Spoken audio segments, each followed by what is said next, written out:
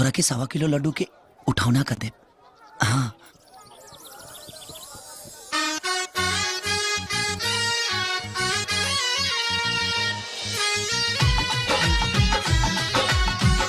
धन है प्रभु धन है, राउर लीला ताफरम पार बा।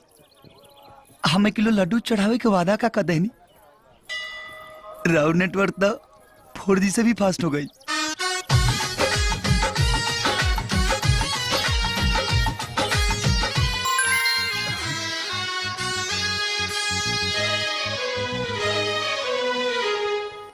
केहू एक केहू होला जे पहला नजर में दिल में समा जाला। एकर मतलब तू हमरा से प्यार करेलू? और ना तका तैगो चुमा दाना मंगला तेगा चुम्मा तो लेला, तोहरे खिलौना खेला।